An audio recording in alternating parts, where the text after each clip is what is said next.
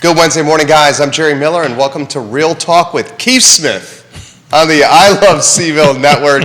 Thank you kindly for joining us. We are live in Charlottesville, Albemarle County, Central Virginia, the Commonwealth, the country, and the world on a Wednesday when we're presented by Ross Mortgage and our friend Scott Mortgage Morris. Good morning. Good morning. Guys, I love Scott Morris. You can count on him. You can trust him. I have seen him move mountains for his customers and clients. Judah Wickhauer is our director, and let's welcome the panel to the program with the four-shot.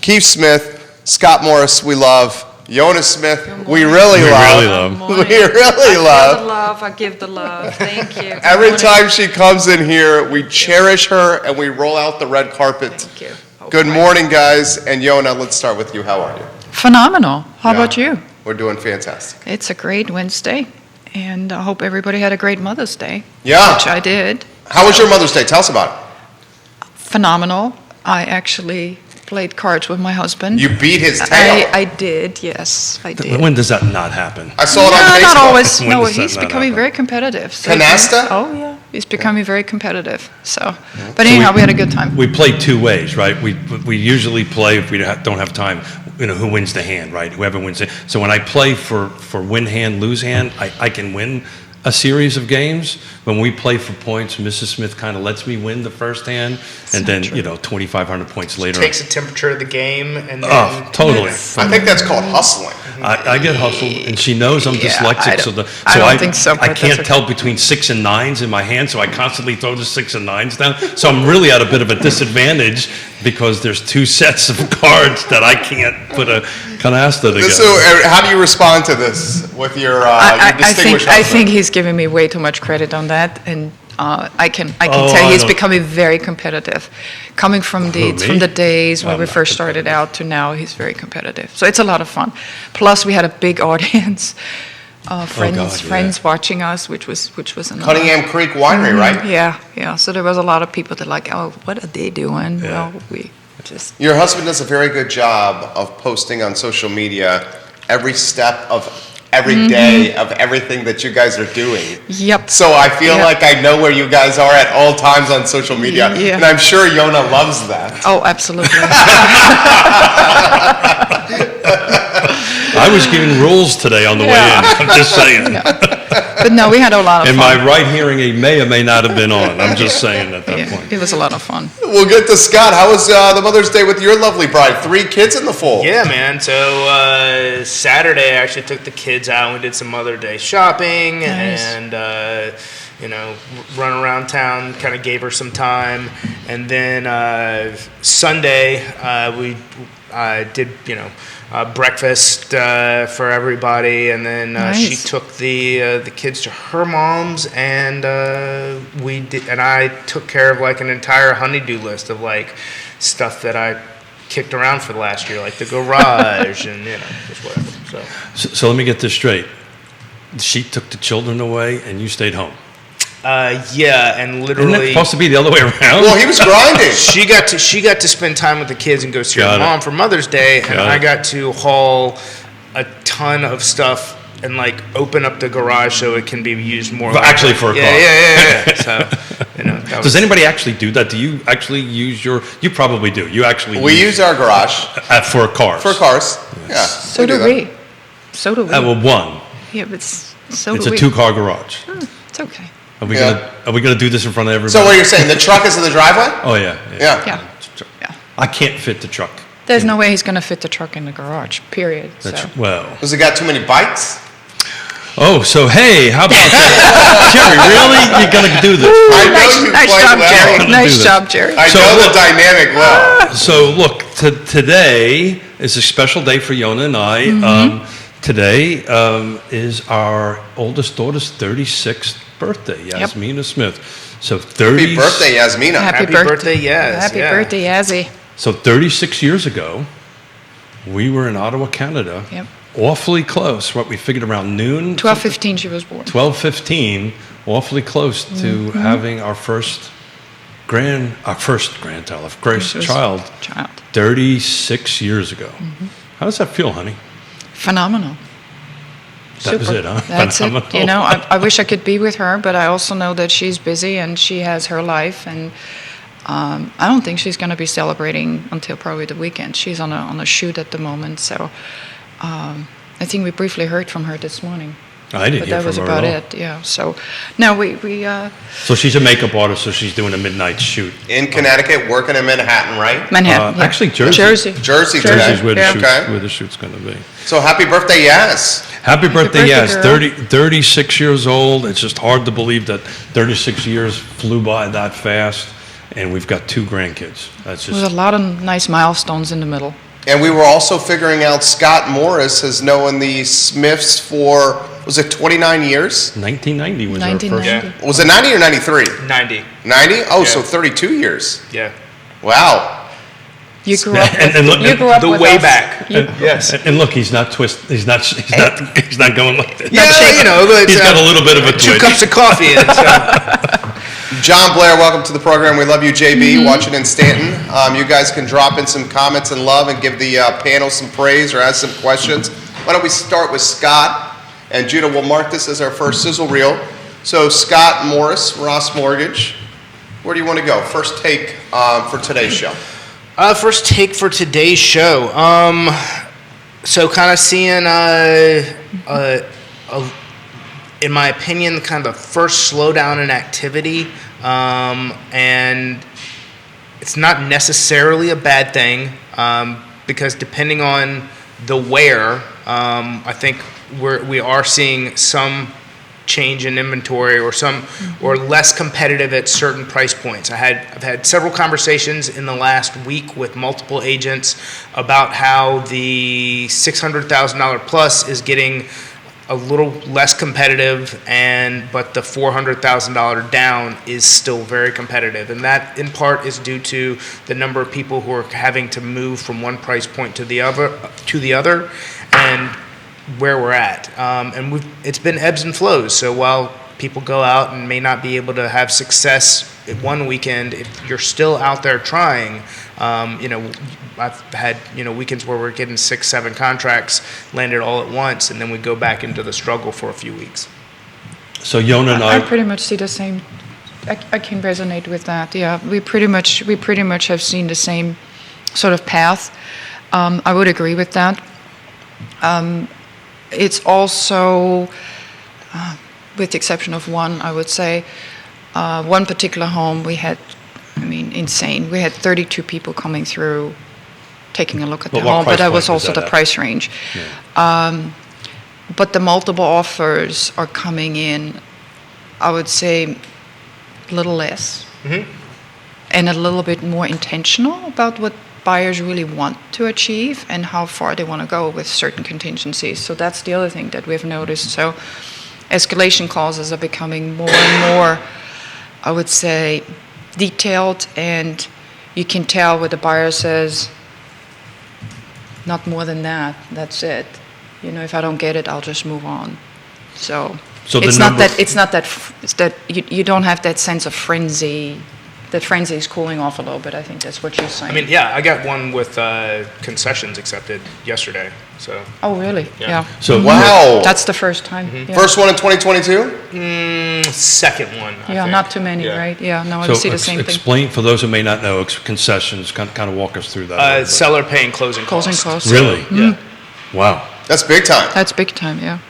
Well, it's funny. I was reading an article by Yahoo Finance. The housing market is passing an inflection point this spring and may be on its way to a more balanced condition. So that's encouraging, right? And to Yonna's point, we put a home on the market, and I can't believe we're actually going to say this, but we only had 2 offers or 3 offers instead of 15 or 12. So it feels like, at least from the field end of it, that we're getting more to this balance, which is a good thing, at least from my perspective on that. So I think we're getting a little bit more balance in the market, which is really a good thing. We got inflation data out today. Yep. Something that I wanted to pass along to Scott. Adjustable rate mortgages, ARMs, surged to a 14-year high. That news hits today. Inflation remains near a 40-year high. Gas prices at record high yesterday. Yeah. So a lot of data points out today, Scott. So the ARMs did not get better today with so the inflation data depends on who reports it. Like I'm like brushing my teeth this morning, and the Wall Street Journal comes across inflation comes in lower than previous, and then another media outlet runs higher than expected. Well, both of them are true. It came in lower than it.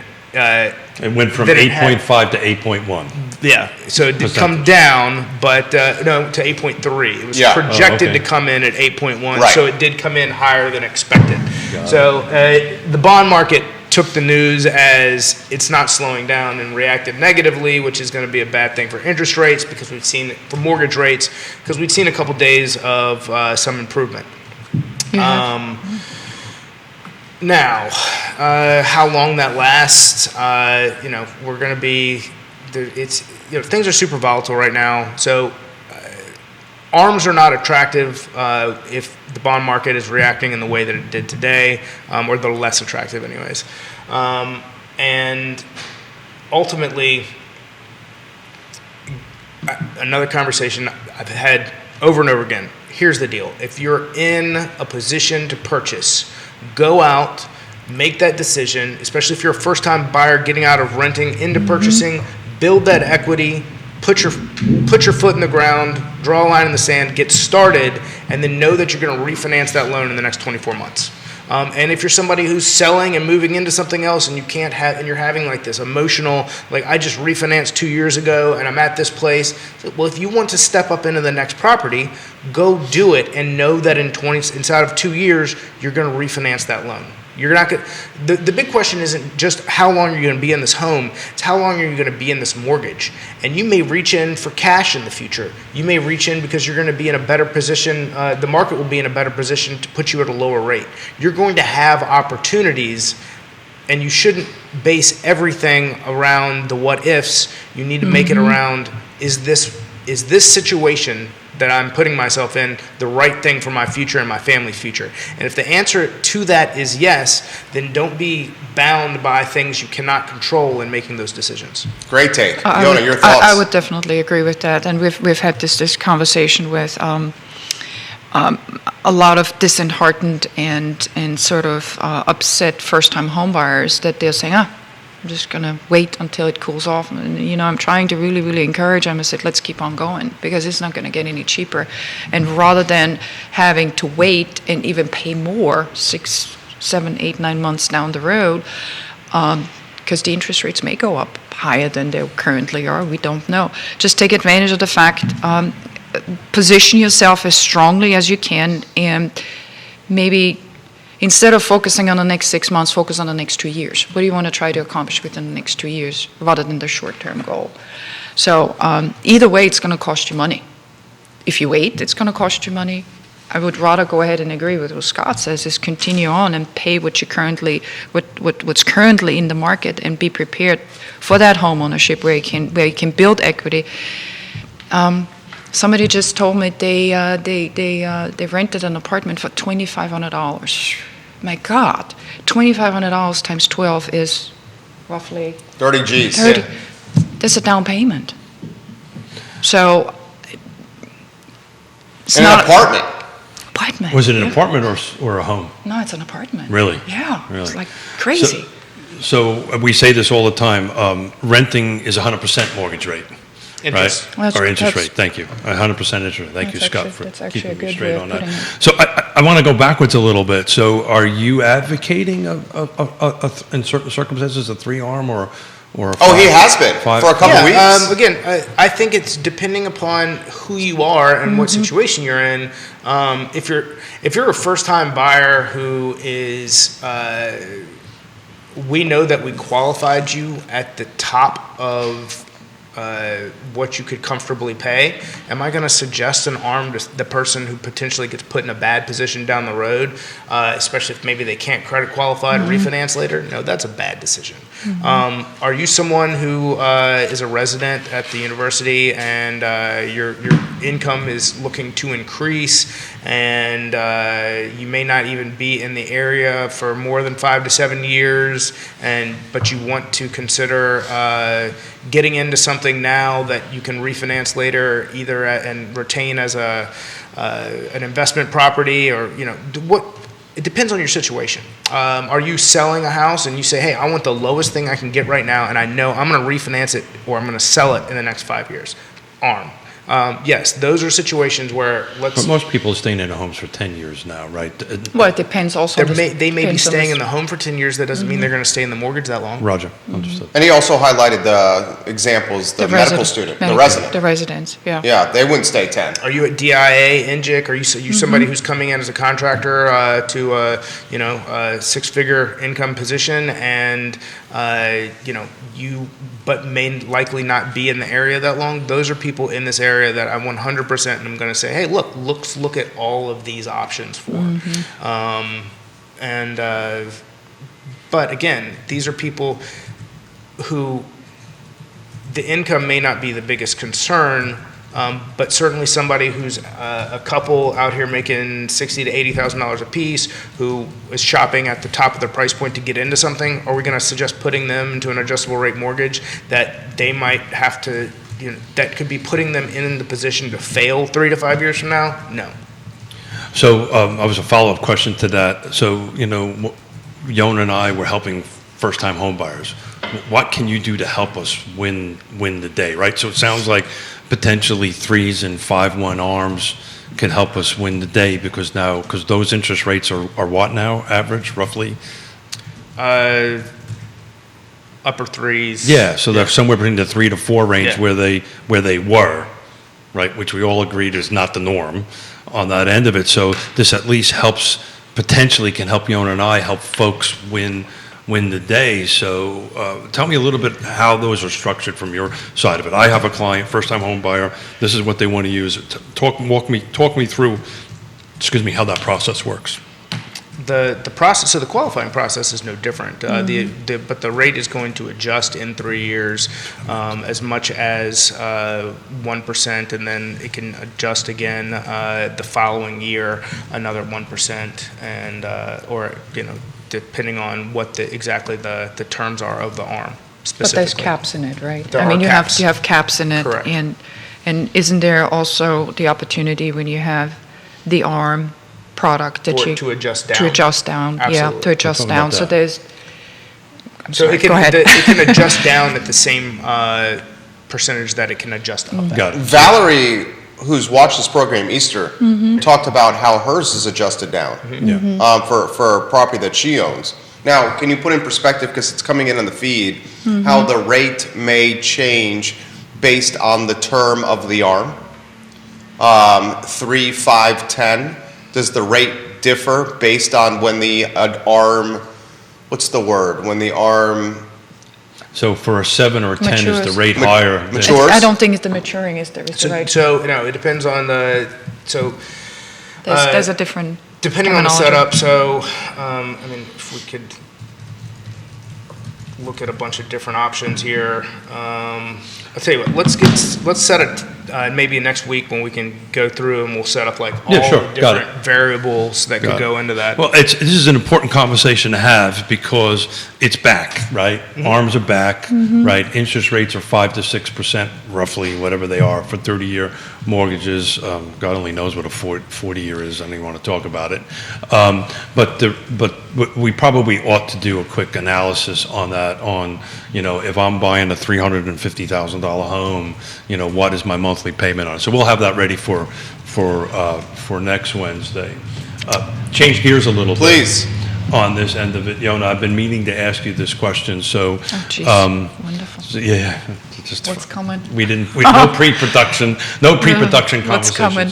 So look, one of the things I want to start talking about is, how as as agents, how can we help our buyers win a deal, right? And there's a couple of little things that we do as agents can do it, and one of them is contacting the listing agent. So Yes. walk us through that. What's the benefit of you representing a buyer, I'm representing a seller, and you want to pick up and call me as a seller's agent? What's the benefit to that?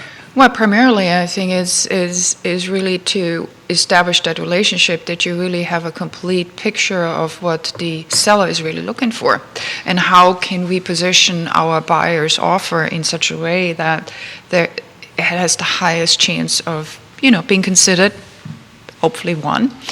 And one of the things that I always encourage anybody to do is, as much work as we put in as buyer's agent, the selling agent is doing about as equal amount as work. And I'm hoping that by asking the right questions, so tell me what is really the most important thing for your seller client. How can we possibly go ahead and help bring these two parties together?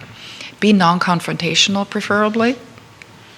Just, reaching out and building sort of that rapport that you can find out, okay, that seller is really interested in possibly staying another month in the home because of the fact that they either have not found a new home or they're looking to move and they were not able to set up their moving companies yet. So there's a lot of various little details. So it's similar to peeling an onion, to be honest with you. So really trying to get to the bottom of it in a way that as much as possible, as much as the agent is really in a position they can share and allowed to share, because certain things she's not or he's not, but really try to really draw that picture also for your buyer client to say, look, very motivated seller, they're very anxious to get out of the home, they have done a lot of improvements, these are the improvements they've made, obviously they realize there's a certain amount of rate of return that they can expect, but they want to go ahead and obviously make that transition as quickly as possible. Here's a timeline that they have in mind. Some instances we also want to find out, and some of us are not in a position we really can tell, and I've been asked this question many a times when we have homes on the market. Tell me when the deadline is to receive offers. Now this is a double-edged sword, because when you tell somebody a deadline, then typically everybody waits until 5 minutes before that deadline is up to really present offers, right? At the same time, it gives them also opportunity to look at other pieces of properties. However, you really want to try to go ahead and get as much information from the other side so you can go ahead and incorporate this in your best offer forth. So it's about relationships. It's about establishing relationships, and something that we should get out so everybody understands this. Even if the MLS says or the agent says deadline is Monday at 5 p.m., that doesn't mean an offer can be accepted before then, right? So that's an important piece of information to get out there, because you can get an offer that comes in and the seller's in control and they can accept it, because we've had conversations like this before with other side agents saying, well, hold it, you said it was such and such. I said, well, the seller decided to accept this other offer. So to your point, waiting is not necessarily a good thing. So the other important part is just to tie in with Scott. And actually, Scott was one of the first ones to actually reach back out to one of us if we were able to work together to say, so what can I do to make that seller comfortable with the terms that the purchaser is providing to? What can I do to go ahead and make that a successful communication? And you were the first one to say. Says, I'd be happy to call the listing agent on the other side. And that makes a difference. Explain what I can explain within my limitations, and see how I can make that really a win-win situation for everybody. So Scott and anybody in the lending mortgage business is as equally important of a piece in order to make this successful as we are. So it's really a teamwork effort. Scott, jump in here. Yeah, that's something, it's something that you shouldn't, it's not something that should have just started. If you want to be really advocating for your client, the first thing that happens on our end is hey, please let me know once you've sent the offer so I can follow up and let the listing agent know. Talk about strength of buyer. Let me find out if there's any hesitancy towards the product, and that way we can address that as well. The number one goal is to is to show that not only are we a team, but we're communicating at a super high level, so that whoever is receiving that information on the other side is, if you're up against two like things or something that's maybe has different but not better options in their offer, that ours looks the strongest, and ours being whoever the client is. Mark Weihelm, or Mary Weihelm, giving Yonna some props right now. That's Mary's- a cousin. That's a Kevin cousin. Yancey said Keith definitely outkicked his coverage and married up with this one. thank you. Giving Yonna some props Thank right you. now. I've noticed Give me that is a common theme on the comment Thank section you. right now.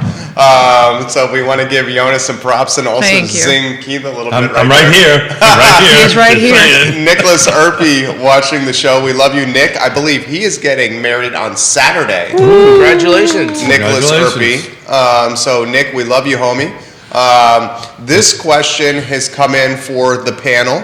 Are you guys seeing a softening of $1 million plus? And please offer perspective on new construction and how that's doing with cost of goods going through the roof. Great talking points there. Yonna, you want to start there?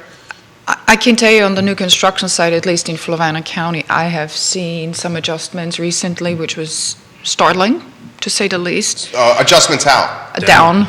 Yeah.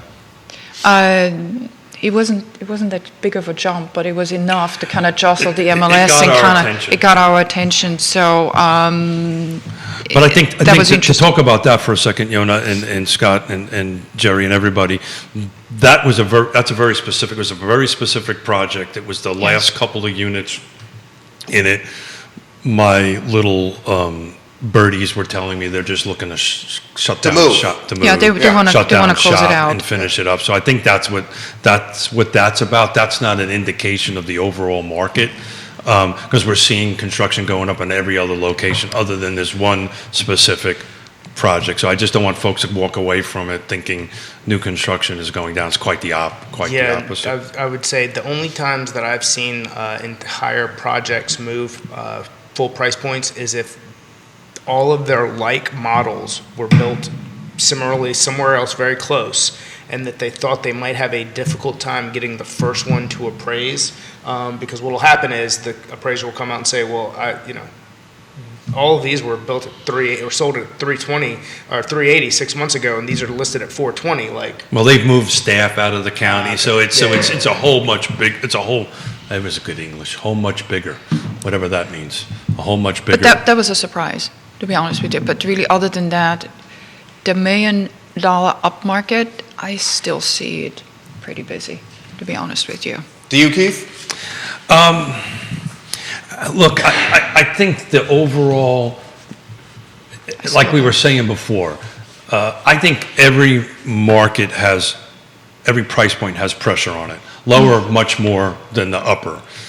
But, the one that we had only a few offers on was more in the upper range, but we had a few offers, right? Back in the day, it was like, hey, Scott showed the house. So, hey, bring me an offer. Hey, how's it going? Now we only had a couple of offers on it. So we did one 2 or 3 years ago where it sat long enough. First it was going to be this off-market thing, and then it came on, and then it sat long enough for the two borrowers to talk to the borrower and the seller to do their own little side negotiation. And then this is for weeks. This went on versus now. before a contract actually happened. Before a contract actually. And to where the listing agent's like, hey, you guys still got something going on here, versus now it's like, you're still coming on market and getting multiple offers. So I'm going to try a big. But they're very intentional. These Yeah. offers are really, this is not like shooting in the dark, darts. This is really these offers that we have gotten over the past, 2 or 3 weeks, I can tell you that people know what the market is. The buyer understands completely what he has to do in order to get in the Yes. game, stay in the game, but he's not overpaying. Because I'll wait. Yeah. So I'm going to use a big word. I'm going to see if I can get it right. It's not the phoretic, did I say that word? Phoretic pace? Is that a good word? Forensic? No, like Frenetic. Frenetic. See, I told you I Yeah. screwed up. I was trying to be smart. That's a new word. I have not heard I was it. trying to impress my wife. I didn't do so good on that No, one. I never Try heard it that a word. different What way. is what? Chaotic. Chaotic. It is Yeah. not such a frenzied pace. That was Okay, a better. that works. That was a better. Very nicely That was done, a Keith. better F word. It's a little tempered. A How about that? Little tempered. So I want to. I want to. I'm trying to get my brain wrapped around this arm stuff. I know that we're not going to do numbers, right, on that end of it. But we had Woody in Yonna's seat, Woody Fincham for Fincham Associates, one of our great sponsors, in that seat a week ago. So I had somebody ask me this question the other day. So tell me why we're not going to have the same problem as we had in 2006, 2007, and 2008 with these arms. Why are we not going to have? We get that question on these shows every day. So there's I get not this enough question every of, day. Yeah. So there's not enough of the product out there, and hopefully whoever is helping people get into these homes is separating the difference and saying,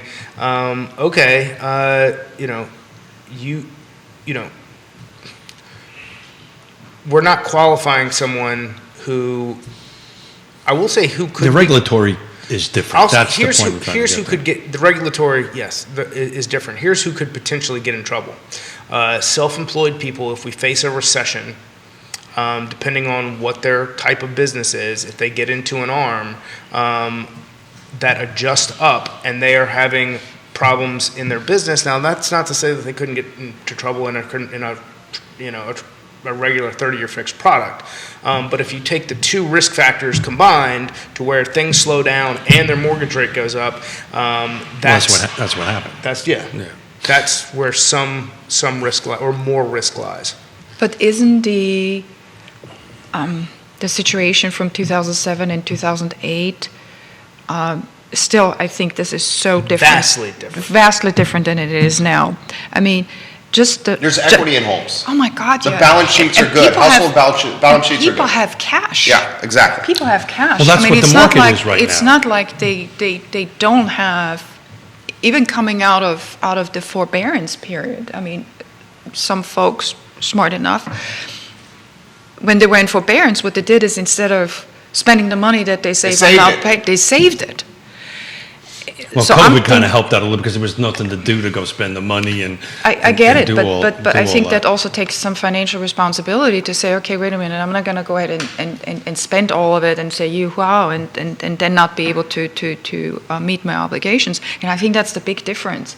I think that the way the risk is vetted these days is far tighter than it was in 2005, 2006. Is it going to happen that we're going to have some foreclosures? Yeah, but they're going to Undoubtedly, but I think it's going to be so limited because the risk is so vetted in such a way that Well, there's also here's the other thing that's being left out from that conversation. We're also 15 million houses short in inventory compared to what we were at the Correct. time. We've got and we've got a bigger population of people. So we've got more humans, less rooftops. So even if there is a significant number of homes that come onto the market, unless we get this lemming effect of people who are walking away from mortgages when they shouldn't to begin with, and what I mean by that is, let's say that there is a pocket of foreclosures that come on. We've got so many qualified buyers out there who need to get out of rental situations and into homes. They're going to absorb that, and it would take literally people going, well, I don't want to be in a house that might be upside down either, but I just don't think we're in that position because we're continued. All the forecasts are not for a lower value future. It's just not going to increase as much over time, and it can't. We can't see year over year 15% asset value increase when it should be 3 to 6. It will be 3 to 6. normalize. It needs Yeah. to normalize again. And you'll probably see, if we crystal ball it and bet something here, I think you're going to see about a 10% increase this year, but then you go 3 to 6. I get asked this question multiple times a day from everybody from the line and Bodos to the show. Where's the bubble? and I'm probably going to say something that's a little bit unpopular at the moment. The bubble is in the rental market. That is where I think. You buy this? I think, Go ahead. Finish this. I think the home purchasing end of it, I think everybody's got a beat on it as far as regulatory goes and stuff like that. I had a conversation with somebody on the other side of the mountain yesterday that, rents are going up 20%, 15%, 17%, and they're going up like this. Year over year. They're going up like Yeah, this. when the lease expires and renews, oftentimes the landlord, and we see this all the time on the show, is utilizing, and maybe it's not even above board tactics, saying your lease is up, we're going to raise your rent, and it's not going to be the 4 to 5% that's in the lease. Take it or leave it. Yeah, take it or leave it. And if you don't like this, Tough negotiation. tough. So I mean, that's happening. So I think that's where whatever bubble is out there. And But how would that bubble pop? So it's not necessarily from the buyers.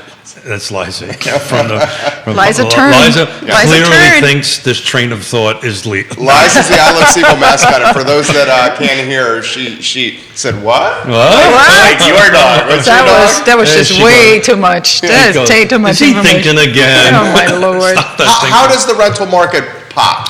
So I've had this conversation 3 times since Monday with people in the rental space, and they're worried about when the market balances, which it is, it will balance. The sales side of things balance, which it will. Rents will start decreasing. So this is more from a buying of investment property perspective end of it. And I was happy to hear that, because what that means is that's going to help the inventory. 'Cause Sure. what they're going to do is they're going to put it back into inventory. And the reason it came up was a couple of clients that were looking to buy single-family detached units way outside where this rubber band we've been talking about forever. And they decided not to do that because they felt once the thing balances, that value out there, rental-wise, is going to decrease. But it's not necessarily about value. It's about how, you're staying in, the best way to hedge against inflation is to get a 5-year ARM, 3-year ARM, 7-year ARM, 30-year fixed. Buy a home. Buy a home. That's Right really now, the best these way. interest rates are these rental rates are just going up, and they're really not that it should be checked, but it's unchecked. There's nothing to, on the buy side, there's ways to manage the arms. That's how I'm trying to connect this together. There's a way to regulate the arms so we don't have a repeat of 2008. It feels like the rental market was like 2006 and 2007. And I don't know what that means other than it just feels that way. So the problem, and I don't know, I can't say that I feel like I'm too libertarian in thought to think you can't go out and regulate what someone can ask for rent on their property. Well, you can. It's called rent control, but God forbid if that ever happens. That's what's happening in New York, right? That's Yeah, I the major grew up city. around that. But with that, what traps people from being able to purchase is that they can't save because they're pouring all this money into rent. Correct. So if there is a tool that exists, it's coming up with different paths to 100% financing and incentives. If the government wants to incentivize anything, they need to incentivize sellers at this point in order to get more inventory into the market. And that's the path. It's not what were we talking about 2 years ago? They were going to give another tax credit to buyers. 15,000. Yeah, whatever it is. And now it's at this point, it's like, please no. Oh yeah. Well, they won't do that because they're trying to control the Yeah. pace of the Inflation. market. Yeah. Well, I mean, they don't have problems spending. Anyways, that's another. So let me try we're going down a different way to do path. this, because I think these individuals, and these are really smart people I was talking to, were more speaking probably more nationally than locally.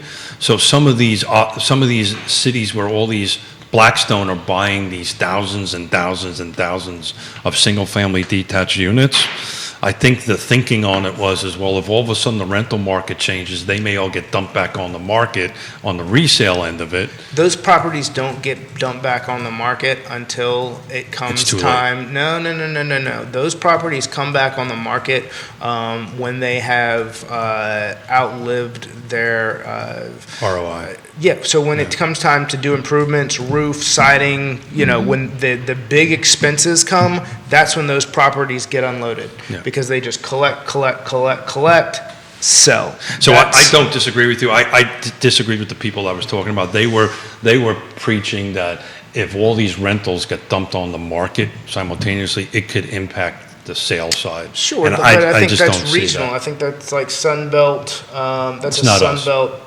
LA, New York problem.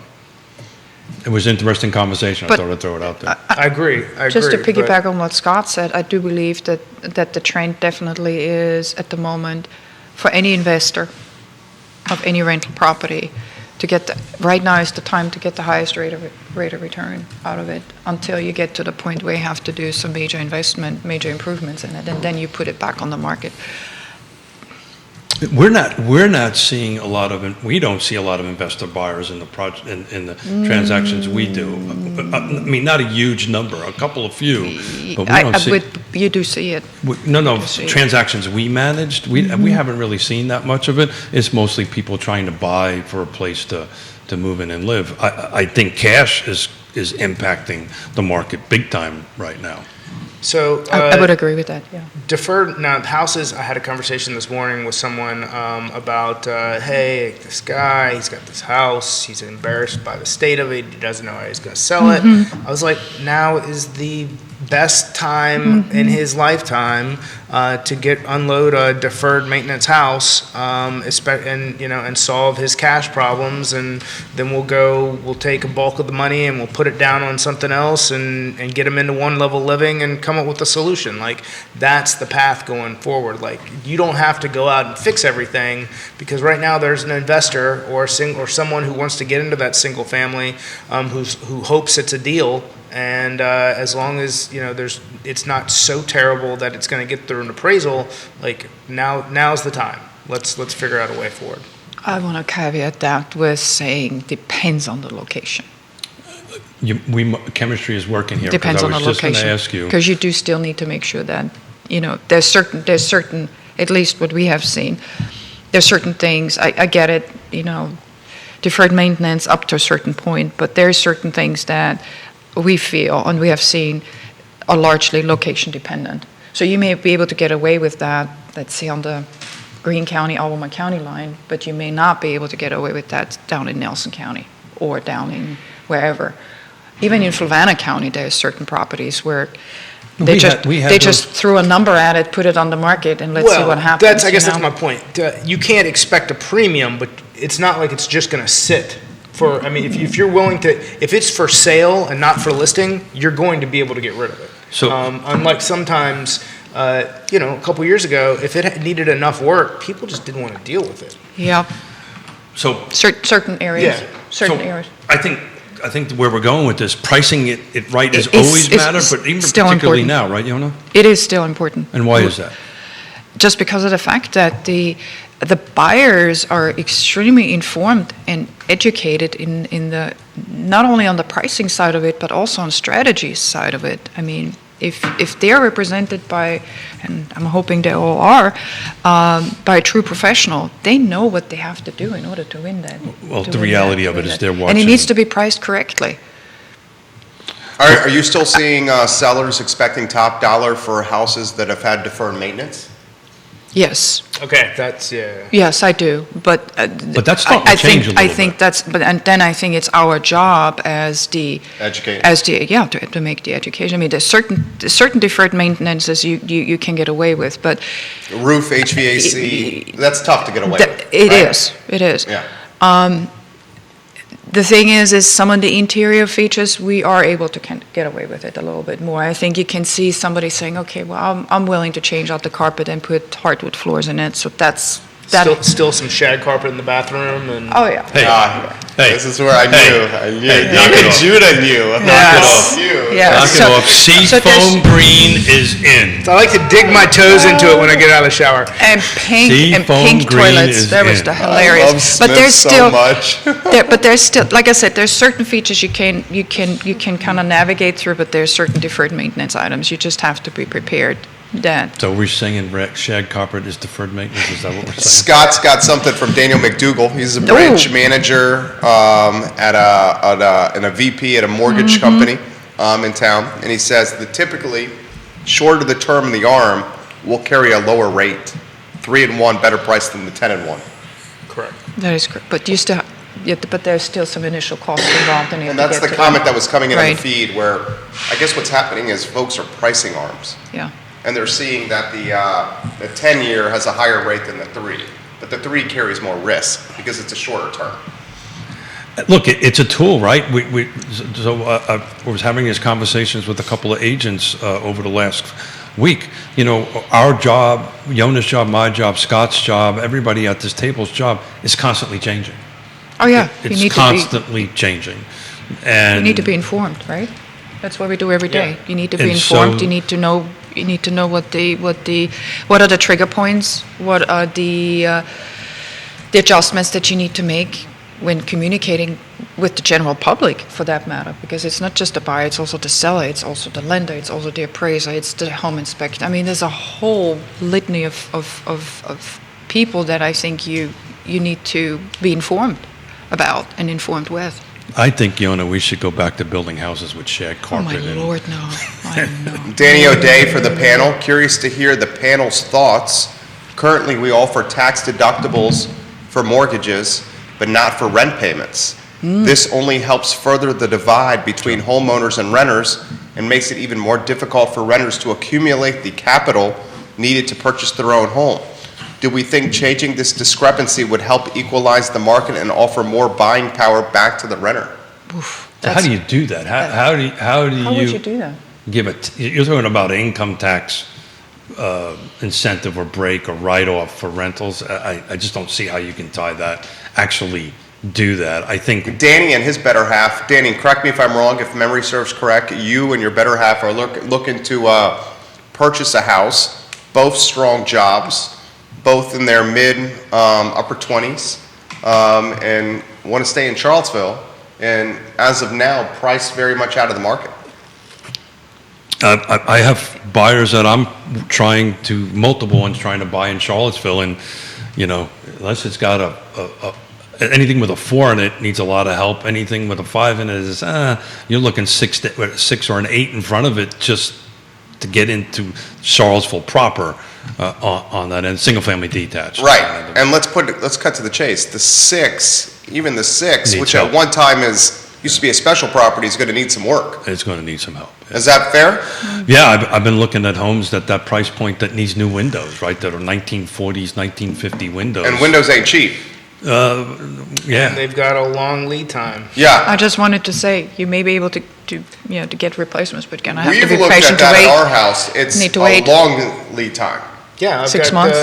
3 3 to friend 6 that months? does a lot of That's what we got, 6 months. high-end remodels, and his number one problem, he goes, all right, so I can redo your kitchen, but if we're going to do that window, I can't start until December.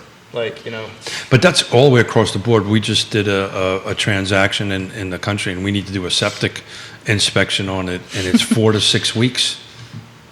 That's past when we might be closing, right, on that end. Well, of that it. goes So- back to the labor shortage that we have, right? Or the challenge that we have.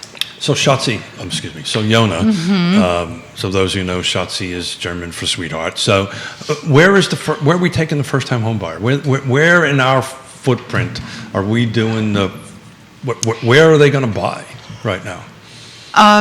We call them our hardened warriors, and we're gonna go ahead and put our I love Yonna so much. hardened warriors. I love you. So for those, This is set up the expectations right from the beginning, and if I look for one home today, I'm gonna look for 3 homes tomorrow. Just continuously look, and then we need to talk to Scott, obviously, to make sure that the interest rates haven't gone up by the time we placed our 5th offer. However, Just stay in the game. I cannot tell you where. I think what I'm trying to go ahead and encourage anybody to do is don't just focus on a small area. Just expand it. Be open-minded. Okay, if it takes you maybe another 10 minutes to drive there, or maybe you want to take your bike and drive to wherever you need to drive to. And sometimes you need to be prepared. If Charlottesville is not the area at this particular moment, then you may have to go across the mountain. You may have to go to Stanley. You may have to go to Waynesboro. What does this picture look like for you? And they're beautiful communities. Yeah. I mean, the thing is it's just... Even the rents on the other side of the mountain, as a viewer texted me or messaged me yesterday, are going through the freaking roof. So you need... I think our job is, to be consistently looking, motivating, strategizing, come up with options,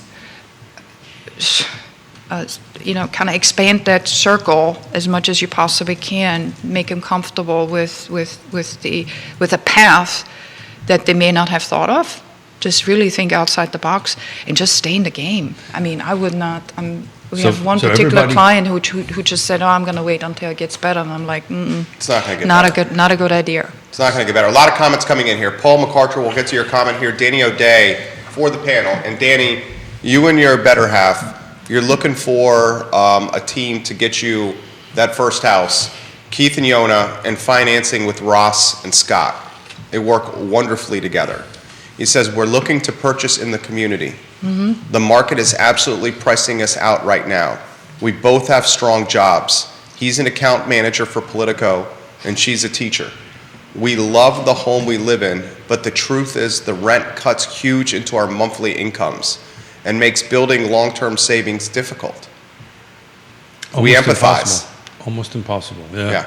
We said, like we said, 100% of the rent is going to pay somebody else's mortgage, to build somebody else's equity, and I will share that, and we've kind of decided to stay away from the word inventory on the show, right? Oh, we've done a good job until right now. We've done it up to this very moment. Yeah. Nice job, Smith. But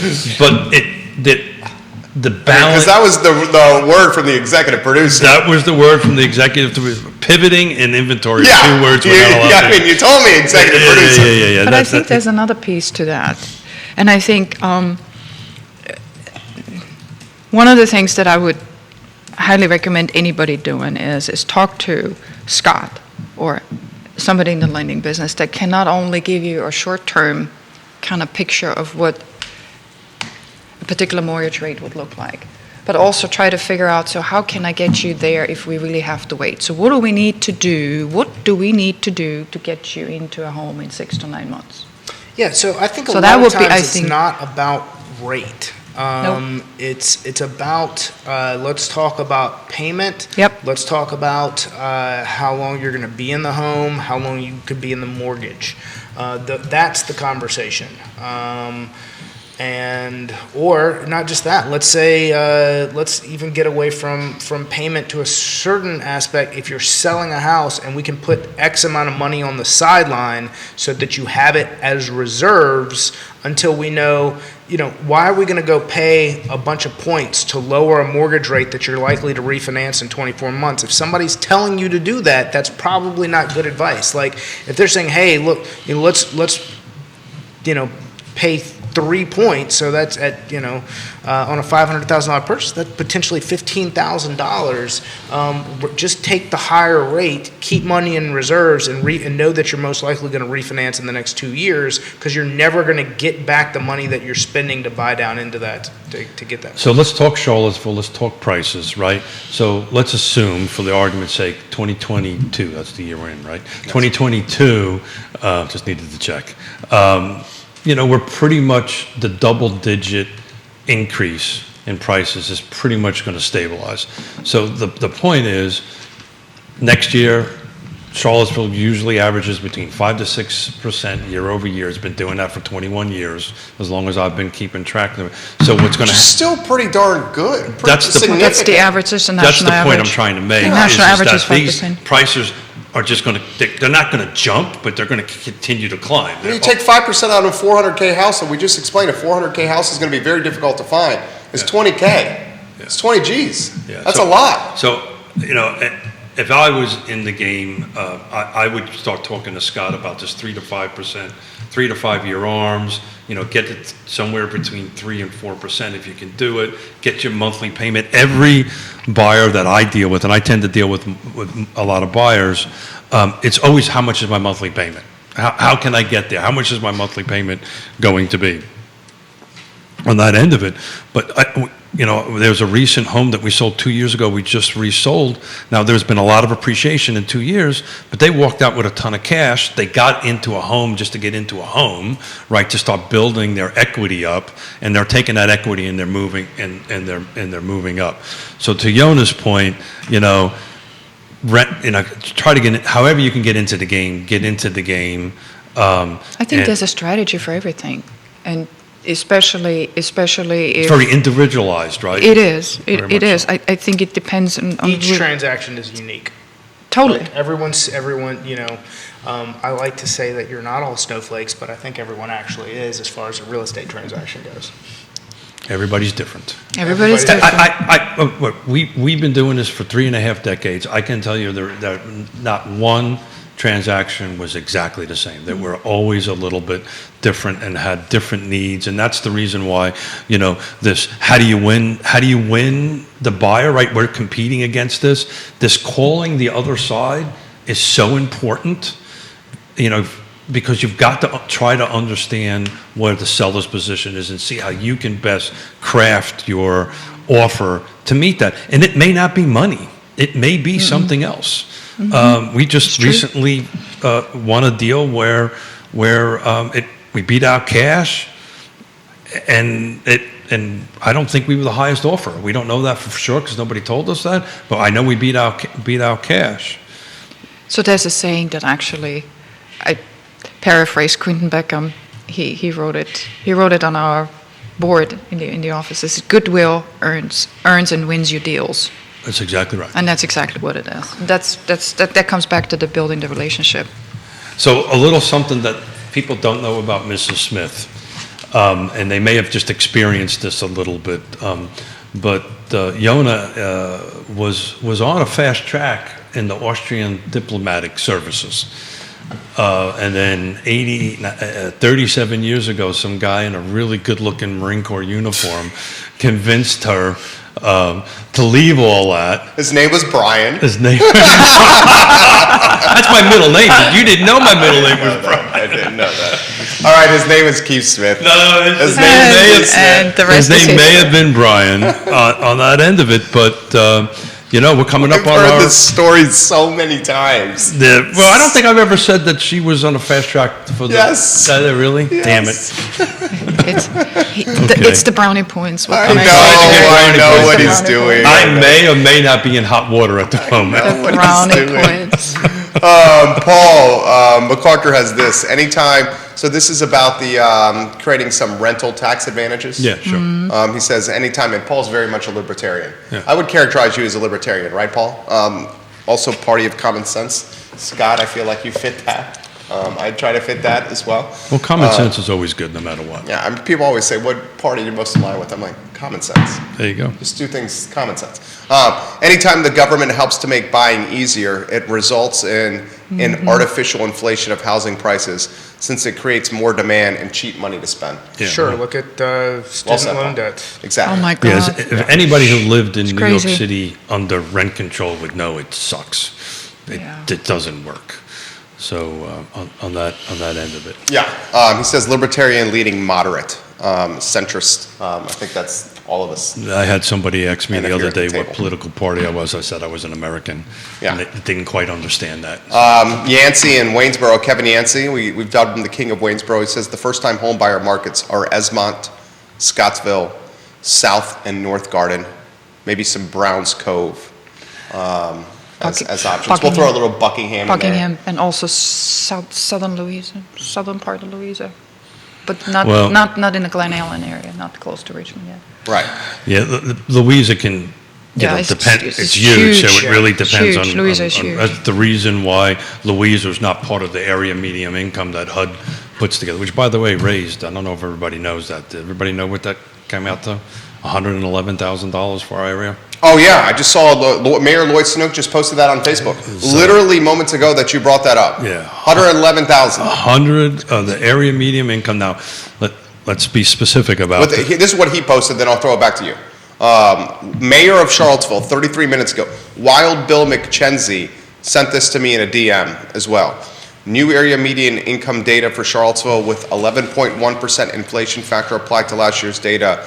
The AMI is $111,200 for Charlottesville. It's up. So think about that, Scott. Depending. Yeah. It's crazy. So So what that does is that sets income limits for the HUD products. That's what that number really is about. So, and it's the reason I bring it up because we're talking about Louisa. Louisa has a whole separate number because it's in a different, and what they call MPO. But that's Charlottesville, Albemarle, Fluvanna, Nelson, and Greene. So Fluvanna County, in essence, is $111,200 in area medium income. Orange does not pick that up, so Orange is still in the lower brackets as far as surrounding counties go. Yeah, because you don't get the bleed over from DC quite yet, Yeah. right? not quite yet, and not the bleed up from Charlottesville. Culpeper picks that up, and then you've got this gap between Orange and Spotsylvania where it's kind of the odd man out when it comes to income limits. So certain, and it's income limits is important for loan products and stuff like that. It doesn't necessarily mean that's the actual area median income for the county, but from a guy who chairs a land trust, an affordable housing land trust, that's actually a good thing because it increases income for folks that qualify. So that's actually a good thing. Bill says my income is nowhere near that. Yeah. Bill, I believe you and your better half are retired, right, sir? The concerning aspect of this, that statistic, is the gentrification associated with it, especially families and households on fixed incomes. As the community becomes, and it clearly is, becoming more expensive to live, fixed income is really stressed. I think it's becoming more expensive for anybody. Yeah. Well, fixing income is even worse because obviously it puts a lot more additional pressure. I was having the conversation yesterday over some squash with a developer, and he said the fact that the city, and we're not getting into politics, but the fact that the city is raising tax rates is going to push a lot of folks out as well. So Yonna and I were having this conversation. We got our personal property tax bill, right? And wasn't it interesting last week or earlier this week? It was all over the news. And I was thinking, I wonder why. We've been talking about this for Real Talk Scott brought this up on personal property, 2 months ago? Yeah. For a long time. They assessed our cars more than we paid for. My truck is assessed more than what I bought it for 5 years ago. You're going to sell? No. Right. The house, maybe. This is the opportunity to have that conversation live in front of everyone. You heard it. You Mrs. heard it Smith is here. You heard it here, Scott. You heard it here. Is assessed for more than you bought it for 5 years ago. My truck. When you pull NADA book on it, that I would. But here's so is my Explorer. You need to contest it before they increase. But that's the problem. When we brought So this up on Real Talk, we brought this up on, the window is so effing narrow. It's only 30 days from the time you get this, and you have to go ahead, and each jurisdiction is a little bit different. He meant to say famously, right? Right. Just want to make sure. That's what he said. That's what he said, That's what he right? said. Okay, got it. Choose your words carefully, Smith. Choose your words carefully. I'm supposed to remember what I just said? I mean, it's getting crazy. Put it in perspective, ours is a 2020 Explorer. Mm-hmm. We sell more than we can buy it, what we bought it for. But the I could point do the is, same thing for with my your car. Sigora. Yeah. Still not enough to get my new vehicle though. so my tax assessed on my 2017 Toyota Tacoma is $38,000. I paid less than that when I bought it, Yeah. 2017. That's just insane. But And that's why the Commissioner of Revenue begged council to City lower council. the tax rate on personal property. And he's an elected official, so we know why he was doing that, because he's the one that's going to catch the griefs. So we promised Mrs. Smith we would get her out here at 11. Yeah, 24 minutes ago. Yeah. I was waiting for someone to say that. I want to celebrate my daughter's birthday Yeah, for it was 15. 24 minutes ago. Yes. So a little bit about Friday. I'm excited about Friday. We've got Albemarle County chairperson Donna Price coming. Chairwoman, excuse me, coming in on Friday. Got a half commitment from Ned Galloway, so we're going to talk a little bit about So that sounds like you're going to be going by car lots to do some charming and persuading. So I may or may not have done that yesterday. Oh, you did do that. You did a drop in. Well, I'm sure Ned loves that. He does, yeah, of course. Yeah, he hides under his desk. It's really funny. No, he does. He literally does. Does he go out the back door? No, he hides underneath his desk. Tell him I'm not here. My favorite was when you spoke in front of the Board of Supervisors, and Neil Williams had tweeted, and he tagged you in the tweet, and Neil's watching. He goes, the distinguished gentleman Keith Smith is about to speak in front of the Board of Supervisors. One of the chair people said. No. This was Donna Price. What Donna Price said? Your time is limited. What did they say to you? No. So because they know Keith likes to talk. Well, first of all, in fairness to me, I had no idea I was doing that. I got called on the spot. You're a good man. I know you did. So I would go ahead and do this. And Donna looked at me, looked at the watch, and said that basically in 15 minutes we're moving on to the next topic, and you do this in under 15 minutes.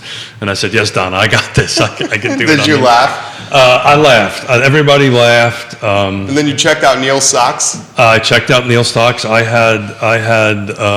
He won. He had dumpster fire socks on.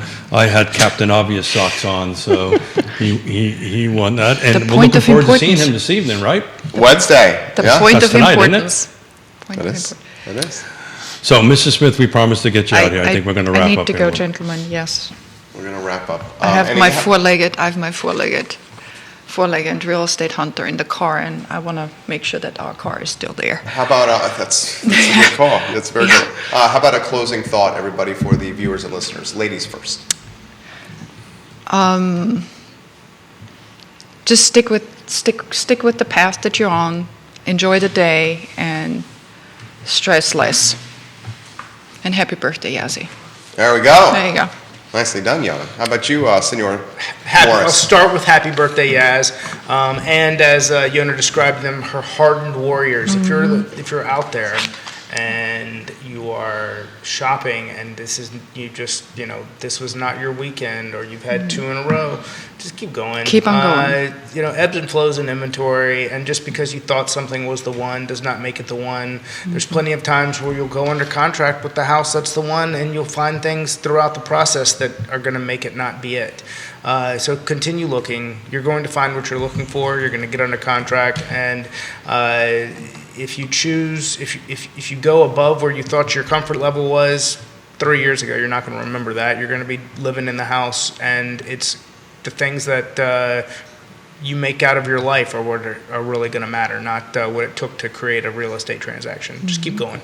Amen. And it's probably we use the word get in the game, but maybe that's not the right choice of words to go ahead and do, because this is not a game. This is real life. This is people's lives that we're talking about. But, there's a team that's sitting at this table that can help you through that. And if it takes 1 month or 6 months or 2 years, this team is part of that process, and we will be there. And we've been doing it for 3.5 decades, and we will keep on doing it for 3.5 decades. Shout out to Yasmo. Love you, baby. Yonna, I know. Thank you for doing this. This is not your most favorite. You always do great, though. Yeah, Thank you. Tell her that, will you? You always do great. She doesn't think she does, but she does wonderful. No, I sincerely mean that. Shout out to Judah. He's our North Star behind the camera. Our furry friend Liza, who occasionally you may hear shaking in her dog bed, which is under Judah's desk in the office. Keith Smith, A+ people. Scott Morris, A++ people, and Yonna Smith, A++ people. Thank you, guys. This is the Wednesday edition of Real Talk presented by Ross Mortgage. I Love CVille. Show up in 1 hour. Take care. Thank you. Thank you all. Have a wonderful day. Always do great. Thank you. Thank you. Raises the Thank you, Scott. beauty. You are welcome. Thank you, sir.